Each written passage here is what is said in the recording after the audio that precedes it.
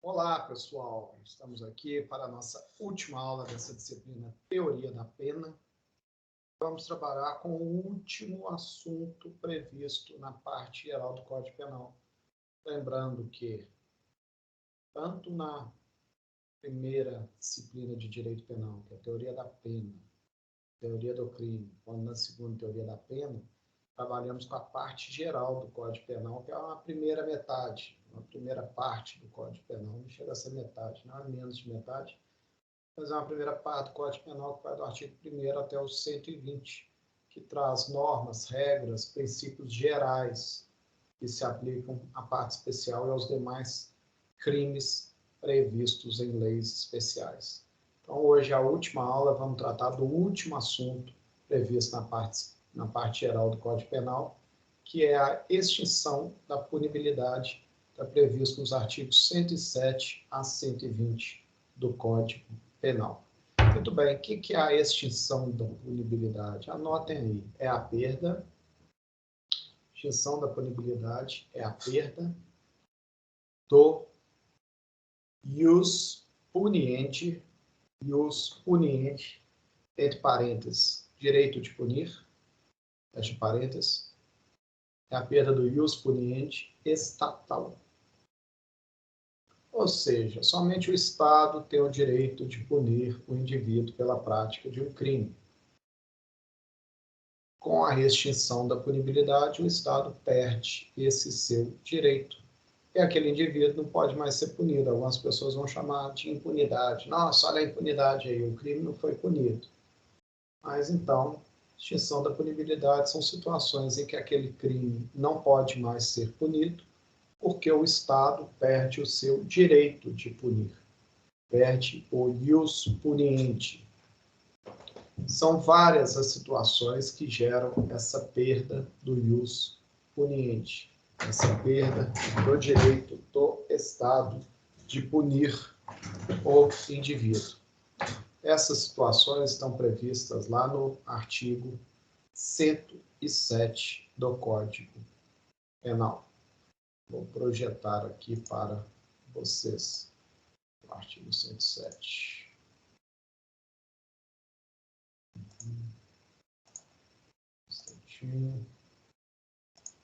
Compartilhar. Aí. Vejam só, título 8, da extinção da punibilidade. Artigo 107. Extingue-se a punibilidade, e aqui tem algumas situações. Vamos a elas. Inciso primeiro, pela morte do agente. É a mais óbvia de todas, né, gente? Não tem nem muito o que explicar. Se o próprio condenado, ou o próprio réu, o próprio acusado, morre, não tem mais como o Estado puni-lo pela prática desse crime. Pode até eventualmente punir outros comparsas, coautores, corréus, mas não aquele indivíduo. Morreu, acabou. Né? Lembrando que a pena não passa da pessoa do condenado. Né? Não é igual a dívida civil, que o sujeito morre e passa para o herdeiro até o limite do valor do patrimônio transferido. Aqui não. Né? Aqui você não vai punir o filho pelo crime praticado pelo pai. Se o pai morreu, com ele morre também o direito de punir do Estado. Segundo inciso, pela anistia, graça ou indulto. Gente, anistia, graça e indulto. Isso tem previsão constitucional, né? Anistia é uma forma de extinção da punibilidade que tem por objeto fatos e não pessoas, apagando os efeitos da reincidência, embora os efeitos civis, como o dever de indenizar, permaneçam. Então, pode ser redigida uma lei dizendo, por exemplo, que todas aquelas pessoas envolvidas no fato X, Y ou Z estão anistiadas. Então, você não fala nem o nome das pessoas, só fala em relação ao fato. Isso significa que ninguém que tenha praticado o crime relativamente àquele fato será mais punido. Por exemplo, um protesto, aquele determinado protesto, todo mundo que participou não vai responder por nada que tenha feito ali ou em relação à ditadura que aconteceu entre os anos X e Y, ninguém será punido por protestos realizados contra a ditadura. São exemplos assim. Já a graça, ao contrário da anistia, que é referente a fatos, a graça é referente a um indivíduo especial. É muito pouco comum, raríssimo de acontecer, porque se acontece um negócio desse, vai falar que o presidente da República, que é quem concede, o presidente da República está puxando sardinha para o lado de alguém, vai falar que é amigo daquela pessoa. Então, normalmente, o presidente da República evita esse tipo de polêmica, né? E, finalmente, o indulto, ele também é concedido pelo presidente da República, porém é concedido a várias pessoas que preencham determinados requisitos. Tradicionalmente, o decreto de indulto é publicado sempre na época do Natal, aí é receber o nome de indulto natalino, em que inúmeras pessoas que preenchem os requisitos previstos naquele decreto serão indultados, ou seja, terão sua pena extinta, sua punibilidade extinta, a pena está cumprida. É uma forma, né, de beneficiar esses cidadãos, esses condenados, mas também é uma forma de esvaziar a cadeia, né? A gente sabe que nossas cadeias estão superlotadas, chega ali no final do ano, dá uma esvaziada geral para suportar a demanda do ano seguinte, né? Infelizmente é isso que acontece. Muitas vezes o decreto de indulto é utilizado para essa finalidade, para esvaziar a cadeia, infelizmente. Na sequência, deixa eu projetar novamente aqui para vocês. Inciso 3 fala que extingue-se a punibilidade pela retroatividade de lei que não mais considera o fato como criminoso. Esse aqui, gente, é chamada abolitio, fala abolitio, mas se escreve abolitio criminis, abolitio criminis. Determinado fato era considerado como crime. Vem uma lei nova dizendo que aquele fato não é mais criminoso, aquele crime foi abolido. Como se sabe, lei posterior benéfica ao réu retroage para todos os efeitos, alcançando, inclusive, aqueles que praticaram aquele fato enquanto ainda era considerado crime. Significa que se essas pessoas estão sendo acusadas, estão respondendo a um inquérito policial ou respondendo a um processo, estes serão imediatamente arquivados. Se aquela pessoa estiver cumprindo pena, deixa de cumprir, expede-se alvará de soltura. Se aquela pessoa já cumpriu pena, a certidão de antecedentes criminais dela é alterada e ela passa a ser primária de bons antecedentes, exclui-se aquele registro. O fato é que, caso aquela pessoa ainda esteja respondendo ao processo, esteja sendo punida por aquele fato, esteja cumprindo pena, a extinção da punibilidade ocorre imediatamente em face dessa lei nova que não mais prevê aquele fato como crime. Próximo inciso aqui é o inciso 4, e diz o seguinte: pela prescrição, decadência ou perempção. Pela prescrição, decadência ou perempção. Também são situações que extinguem a punibilidade do réu. Muito bem, gente. A prescrição é a perda do direito de punir do Estado pelo decurso do tempo, em razão do seu não exercício dentro de um prazo previamente fixado. Então, o Estado ele tem o direito de punir, mas ele tem que exercer esse direito dentro de determinado tempo. Se transcorre esse tempo e ele não puniu o cidadão, não puniu o indivíduo, ele perde esse direito. É o que a gente vai dizer que o crime está prescrito. Esta prescrição ela pode acontecer de duas formas. Existe a prescrição da pretensão punitiva e existe a prescrição da pretensão executória. A prescrição da pretensão punitiva é aquela que ocorre antes do trânsito em julgado da sentença penal condenatória. Ela pode ocorrer de 4 formas diferentes. essa prescrição da pretensão punitiva. A primeira delas é a prescrição pela pena em abstrato. O que é isso? O sujeito ainda está respondendo ao processo. Para a gente saber em quanto tempo que esse crime do qual ele está sendo acusado vai prescrever, basta a gente olhar a tabela do artigo 109. A gente pega o crime pelo qual ele está respondendo, verifica lá no tipo penal qual que é a pena máxima combinada a este delito, joga lá na tabela do artigo 109, deixa eu projetá-la aqui para vocês verem como funciona. Olha o 109. A prescrição antes de transitar e julgada a sentença final regula-se pelo máximo da pena privativa de liberdade combinada ao crime. E aqui temos 6 incisos. Digamos que é um crime com pena máxima de 2 anos até 3 anos, aliás, um crime com pena máxima inferior a 1 ano. Até 1 ano prescreve em 3. Digamos que é um crime cuja pena é de 2 anos. Se for entre 1 e 2, prescreve em 4. Se for um crime com pena de 4, prescreve em 8. Se for um crime com pena de 6, por exemplo, entre 4 e 8, prescreve em 12. Se for um crime com pena, por exemplo, de 10 anos de reclusão, entre 8 e 12, prescreve em 16. Passou de 12, a pena prescreve em 21 anos, em 20 anos.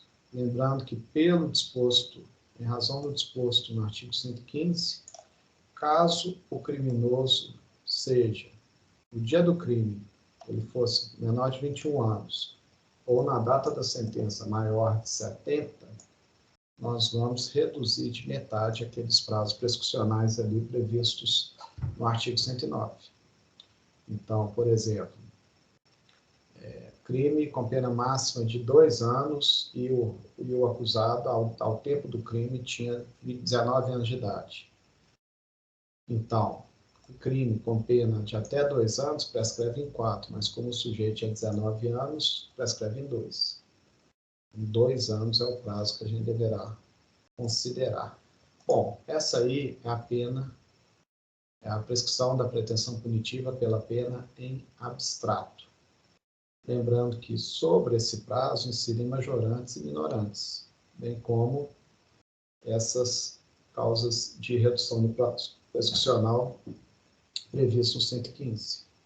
Então, a gente pega essas causas de aumento e diminuição de pena, com base no quanto que mais aumenta e diminui a pena, e joga lá na pena máxima prevista no tipo penal.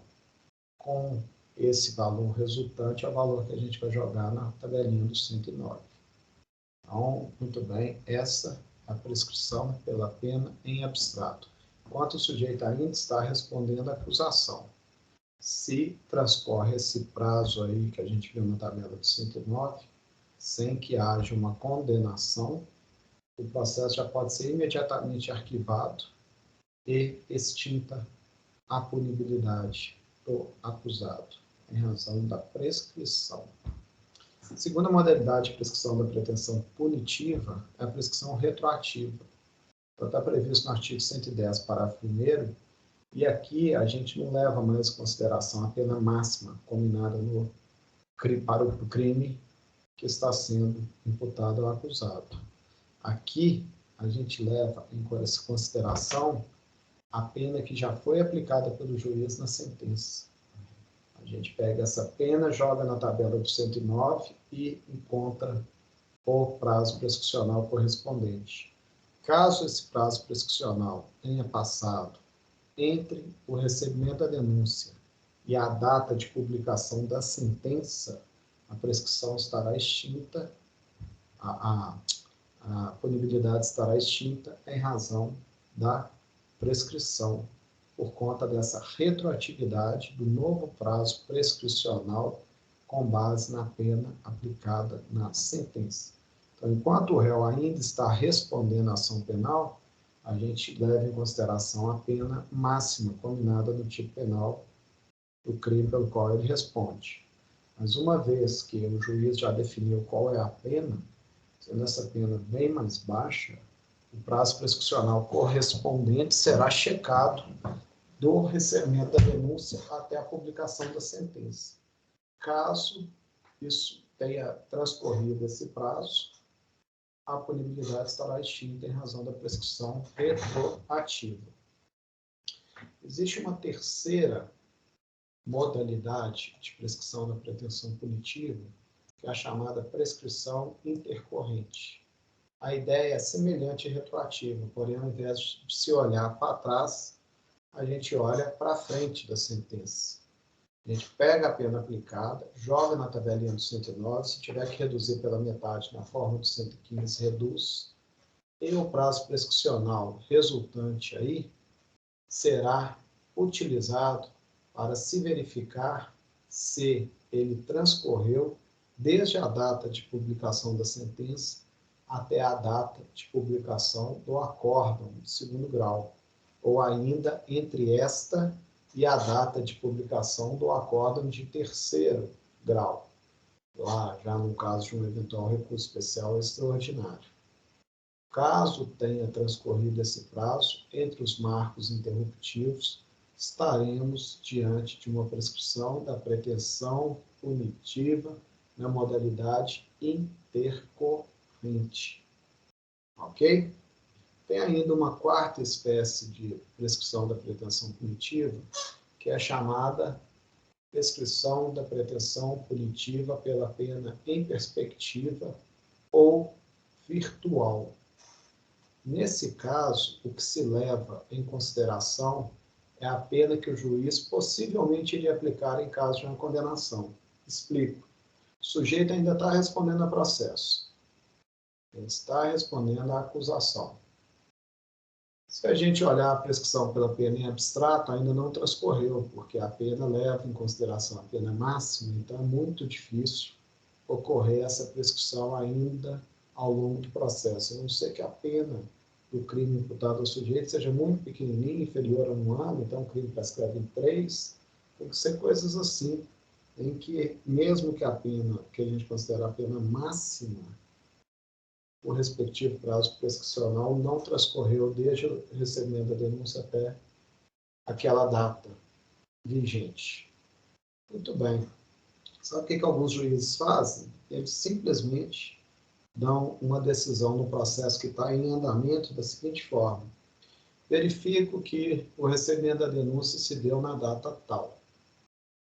Sem lançar juízo de valor sobre o presente processo, a verdade é que, em caso de eventual condenação, verifico que o réu é primário de bons antecedentes, o crime não foi praticado com violência ou grave ameaça, não houve maiores fatores graves a serem analisados, de tal forma que, caso ele seja condenado, ele será condenado com pena mínima. E sendo a pena mínima de 2 anos de reclusão, ela prescreve em 4. Tendo em vista que já passaram 4 anos desde a data do recebimento da denúncia até a data de hoje, de antemão, por uma questão de economia processual, eu já julgo extinta a punibilidade do acusado em face da pena virtual, da pena em perspectiva. E extingue a punibilidade. Sempre que isso acontece, o Ministério Público recorre, na hora que bate lá no tribunal, quase sempre essa decisão é reformada, com raríssimas exceções. A maior parte da jurisprudência entende que isso não pode ser feito, não é aceitável essa prescrição pela pena em perspectiva virtual, porque é um mero exercício de futurologia. O juiz, sem analisar as provas do processo, mesmo porque muitas das vezes as provas sequer foram produzidas, o juiz simplesmente fala: caso eu condene, se condenar eu vou aplicar a pena tal. Como assim, caso eu condene? Não sabe se vai condenar. Você está antecipando decisão, você está antecipando juízo de valor, você está chamando o réu de culpado, mesmo porque o réu tem direito a ser processado e conquistar a sua sentença absolutória. O juiz, quando faz isso, sabe para que faz? A bem da verdade, faz para esvaziar o gabinete, para esvaziar a mesa, para esvaziar cartório, para já dar baixa no processo. para ser um processo a menos para sentenciar, isso não é correto. O réu também, se ele for inocente, ele tem direito de se ver inocentado. E aí, no meio do processo, o juiz pega e manda uma decisão dessa, que por mais que seja, de certa forma, favorável ao réu, extinguindo a punibilidade, mas a fundamentação utilizada quase que está chamando ele de criminoso. Falando que se fosse condenar, está chamando de criminoso. Não que chame de criminoso, mas estou falando que tem uma grande chance dele ser. Então, se para a defesa, é mais interessante quando ela está convicta da sua inocência, é mais interessante deixar o processo correr para que ele alcance mesmo uma sentença absolutória, para lavar a alma mesmo, para limpar o nome dele. Né? E aí os juízes fazem isso no meio do processo, o promotor de justiça fica irado e com toda razão. Mas quem diz que a pena vai ser mínima? A gente ainda não conhece todas as circunstâncias do caso concreto, pode vir uma testemunha e falar alguma coisa diferente. Então, assim, eu acho que tem razão aqueles que criticam esse tipo de decisão, porque isso aqui é mero exercício de futurologia, você não sabe nem se isso vai acontecer. Muito bem, essas 4 hipóteses são prescrição pela pena em abstrato, retroativo, intercorrente e em perspectiva virtual, são hipóteses de prescrição da pretensão punitiva. Mas existe também, de outro lado, a prescrição da pretensão executória. Nesse caso, o Estado perdeu o direito de executar a pena. A pena. Não se extinguem mais os efeitos penais, permanecendo a reincidência, mas a pena é extinta. Ao contrário da anterior, da prescrição da pretensão punitiva, que é a que ocorre antes do trânsito em julgado, aqui a prescrição ocorre após o trânsito em julgado da sentença penal condenatória. É dizer, em outras palavras, gente, uma vez que houve uma sentença penal condenatória transitada em julgado, o Estado precisa localizar esse cidadão e intimá-lo para o cumprimento da sua pena. Se é uma pena privativa de liberdade, tem que prendê-lo para que ele cumpra essa pena. Se esse sujeito está sumido, está com paradeiro desconhecido, o Estado tem um prazo para encontrá-los. Pede-se mandado de prisão, só que esse mandado de prisão não pode durar eternamente. O Estado tem um prazo para encontrá-lo, para que ele inicie a execução de sua pena. Sabe qual é esse prazo? A gente pega a pena aplicada e joga na tabelinha do 109. Se ele foi condenado a 2 anos de reclusão, o Estado tem 4 anos para encontrá-lo e para iniciar a execução dessa pena, porque se não encontrar, prescreveu a pretensão executória. E ele pode ficar aí uma pena de 2 anos, prescreve em 4, ele pode ficar 4 anos aí, escondido numa fazenda aí, no meio do mato, numa localidade rural, trabalhando ali, não aparece nem na cidade para não ter chance de cair numa blitz e descobrirem que ele está com mandado de prisão em aberto. Depois de 4 anos, ele pode ficar tranquilo, porque prescreveu a pretensão do Estado em executar a pena. Esse prazo precisa ser elevado em 1/3. Esse prazo prescricional é elevado em 1/3, caso o réu seja reincidente. Ok? Existem algumas causas interruptivas do prazo prescricional. Significa dizer que o prazo está sendo contado, ele zera e começa a contar de novo quando acontece alguma das causas previstas lá no artigo 117 do Código Penal. Recebimento da denúncia da queixa, pronúncia, decisão confirmatória de pronúncia, publicação da sentença ou acórdão condenatórios recorríveis e depois da prescrição da pretensão executória, início ou continuação do cumprimento da pena, reincidência. Cada uma das situações gera a interrupção da contagem do prazo prescricional. Ok? Muito bem. Há ainda mais uma observação, mas, na verdade, algumas observações ainda sobre prescrição. Recebimento da denúncia da queixa não se confunde com mero oferecimento, que vale a data que o juiz recebe. Publicação da sentença ou do acórdão condenatórios é a data em que essa decisão se torna pública.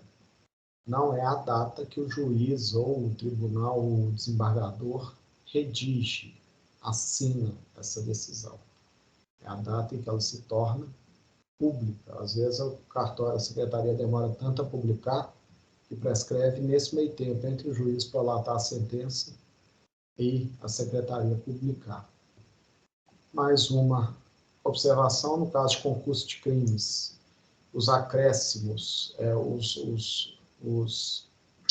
as quantidades de pena são avaliadas de forma individual, conforme previsto lá no artigo 119 do Código Penal, então você não analisa as penas totais.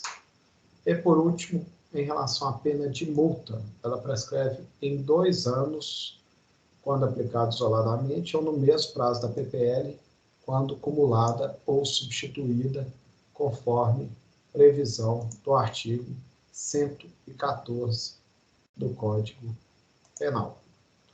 Ok? Essa foi a prescrição.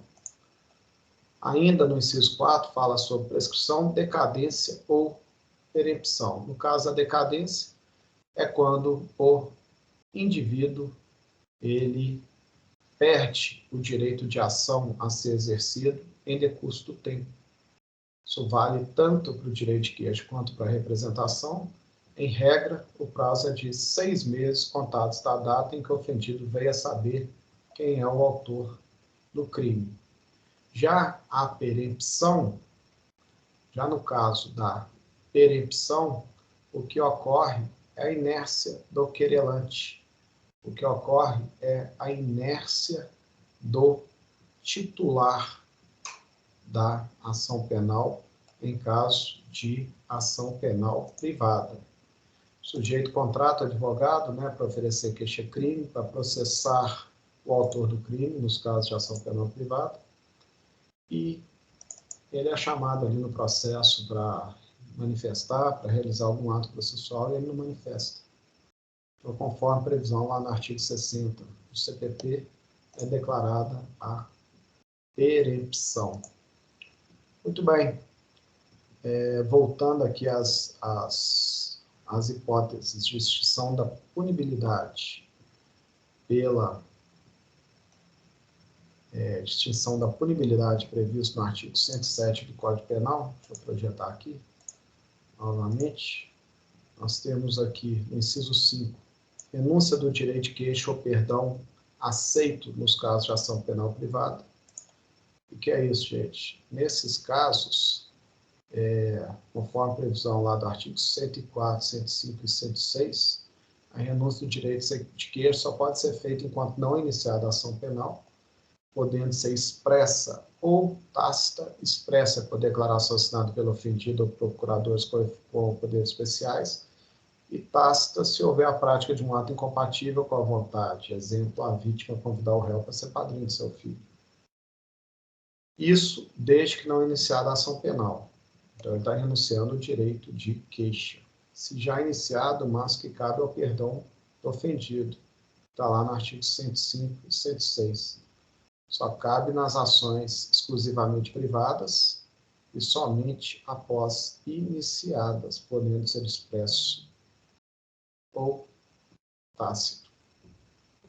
Já o artigo, no inciso 6, admite-se aí a extinção da punibilidade pela retratação do agente, nos casos em que a lei admite, exemplo 143 do Código Penal, um crime contra a honra, 342 é o crime de falso testemunho, e tem um artigo 26 da Lei 5.250 de 67, da Lei de Imprensa. Então, são algumas hipóteses aí de extinção da punibilidade pela retratação do agente. Finalmente, inciso 7 e inciso 8 foram revogados, diziam respeito à extinção da punibilidade em razão do casamento do agente com a vítima, mas isso não existe mais. E, por fim, há a extinção da punibilidade pelo perdão judicial nos casos previstos em lei. Exemplo, artigo 121, parágrafo 5º, perdão judicial no homicídio culposo, 129, parágrafo 8º, perdão judicial na lesão corporal culposa, 180, parágrafo 3º, é o caso de receptação culposa, e tem mais algumas hipóteses aí no Código Penal, 181, 348, parágrafo 2º, são hipóteses em que o juiz pode, logo após condenar o acusado, conceder-lhe o perdão judicial, entendendo que a própria prática, no caso do homicídio culposo, da lesão corporal culposa, a própria prática do delito em si já acarretou efeitos nocivos o suficiente para o réu, sendo desnecessária a aplicação de pena. É o caso do pai, por exemplo, que acidentalmente mata o próprio filho. Você não precisa aplicar a pena, ele já vai se punir por isso suficientemente, ele já vai se culpar por resto da vida, vai trazer um peso complicadíssimo na sua vida, tornando absolutamente desnecessária a aplicação de pena. Essas são as considerações que a gente tinha que fazer sobre a extinção da punibilidade. Terminamos aqui o nosso curso. Gostaria de dizer para vocês que foi um grande prazer estar com vocês ao longo desta disciplina. Peço desculpas aí por alguma coisa que eventualmente aconteceu aqui durante a gravação, como naquela aula em que houve um acidente aqui, caiu água no meu teclado e fechou um curto aqui e a aula foi interrompida. Mas, no mais, é desejar a vocês muito sucesso e que Deus abençoe a todos. Grande abraço, até mais.